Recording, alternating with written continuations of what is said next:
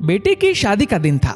विदाई के पहले माँ बेटे के पास गई और उसके हाथ में एक पासबुक रख दिया। चौंक कर बेटे ने पूछा, माँ ये क्या है? माँ बोली, बेटी इसे मेरी तरफ से अपने लिए एक वेडिंग गिफ्ट समझो। ये एक पासबुक है, जीवन के खूबसूरत लम्हों को संजोकर रखने का पासबुक। आज तुम्हारी शादी हुई है, मैंने बैंक में 10,000 रुपए जमा कराए हैं और इस पासबुक में इसकी एंट्री भी कर दी है। इन शब्दों के साथ, आज बेहद खुशी का दिन है, आज मेरी बेटी की शादी है। माँ कहती गई, अब तुम अपने पति के साथ एक नई जिंदगी शुरू करने जा रही हो। अब जब भी तुम दोनों की जिंदगी में कोई खुशी का लम्हा आए तो बैंक अकाउंट में कुछ पैसे जमा कर इस पासबुक में ये जरूर लिखना कि किस खुशी के कारण तुमने वे पैसे जमा कराए थे। खुशी जितनी बड़ी हो, पैसे भी उतने ज्यादा जमा करना। जीवन में कुछ पल ठहर कर जब भी तुम दोनों इस पासबुक को देखोगे तो उन खुशी के लम्हों को दोबारा जी पाओगे। बेटी को माँ का ये उपहार बहुत प्यारा लगा। ससुराल जाने के बाद उसने अपने पति को वह पासबुक दिखाया और माँ की बातें भी बताई। पति बहुत खुश हुआ।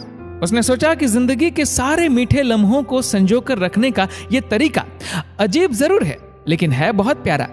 उस दिन के बाद से वे दोनों हमेशा खुशी के नए मौके के इंतजार में रहते ताकि कुछ पैसे उस बैंक अकाउंट में जमा कर सके। हर छोटे बड़े खुशी के मौके पर उन्होंने बैंक में पैसे जमा करवाए और उस पासबुक में एंट्री की। आज हम दोनों पहली बार डिनर पर गए। इस खुशी में हमने बैंक में 200 रुपए जमा किए। आज मेरी जॉब लग गई। इस खुशी में मैंने बैंक में 300 रुपए जमा कराए। आज मेरी पहली सैलरी मिली जिससे हमने मिलकर शॉपिंग की और इस खुशी के मौके पर हमने बैंक में 400 रुपए जमा किए। आज मेरे पति का प्रमोशन हो गया। आज मेरा जन्मदिन हमने साथ में मनाया। आज हमने अपनी शादी की पहली सालगिरह मनाई। आज हमारे पहले बच्चे का जन्म हुआ। इस तरह ही कई एंट्री पासबुक में होने लगी और हर मौके पर बैंक में जमा पैसे भी बढ़ने लगे। लेकिन जैसे जैसे समय बीतता जा रहा था, पति और पत्नी में दूरियां बढ़ती जा रही थी।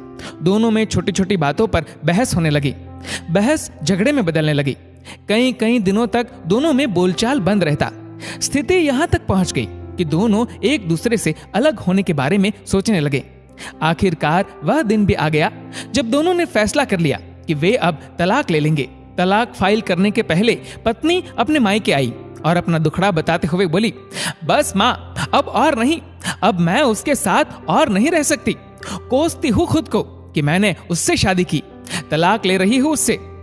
माँ बोली, ठीक है, यदि तुम्हें यही सही लगता है तो मैं तुम्हें नहीं रोकूंगी, लेकिन तुम्हें वो पासबुक याद है ना जो मैंने विदाई के समय तुम्हें दिया था? तलाक लेने के पहले उस बैंक अकाउंट को बंद कर दो और उसमें जमा सारे पैसे खर्च कर दो। यदि वो शादी इतनी ही बुरी थी तो उससे जुड़ी कोई याद भी तुम्हें नहीं रखनी चाहिए। पैसे खर्च कर वह पासबुक जला देना। बेटी ने कहा, हाँ माँ, आप ठीक कह रही है। अगले दिन वो बैंक अकाउंट बंद कराने गई और कतार में लग गई। कतार में खड़े खड़े उसने यूं ही उस पासबुक का एक पन्ना पलट लिया, एक से दूसरा, फिर तीसरा। पढ़ते पढ़ते उसकी आंखें डबडबा गई। वे सारे खुशी के लम्हे उसकी आंखों के सामने घूमने लगे जो उसने अपने पति के साथ गुजारे थे। वह कतार छोड़कर वापस घर चली आई। घर आकर उसने अपने पति से कहा, तलाक लेने के पहले इस बैंक अकाउंट को बंद कर देना चाहिए। मैं ये नहीं कर पाई। कल तुम बैंक जाकर अकाउंट बंद करा देना और सारे जमा पैसे खर्च कर देना। अगले दिन पति बैंक गया। कतार में खड़े खड़े उसने भी पासबुक के पन्ने पलट लिए। सारे लम्हों को याद कर उसकी आंखें भी भर आई। वह भी कतार से निकलकर घर आ गया। घर आकर पासबुक अपनी पत्नी के हाथ में रख दिया।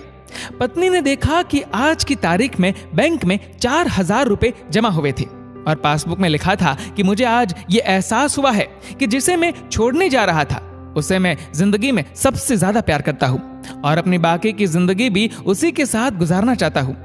दोनों की आंखें भर आई। दोनों एक दूसरे के गले लगकर बहुत रोए। दोनों ने तय किया कि ऐसी छोटी छोटी बातों पर फिर कभी नहीं झगड़ेंगे। दोस्तों, शादी का रिश्ता जितना खूबसूरत होता है उतना ही जटिल भी। इसे निभाना कतई आसान नहीं होता। इस रिश्ते में अलगाव होना स्वाभाविक है क्योंकि इसमें जुड़े लोग भिन्न परिवेश से आकर जुड़ते हैं। ऐसे में सामंजस्य बिठा पाना आसान नहीं होता, लेकिन एक दूसरे की इस भिन्नता को समझकर परिवार बसाना ही तो शादी है।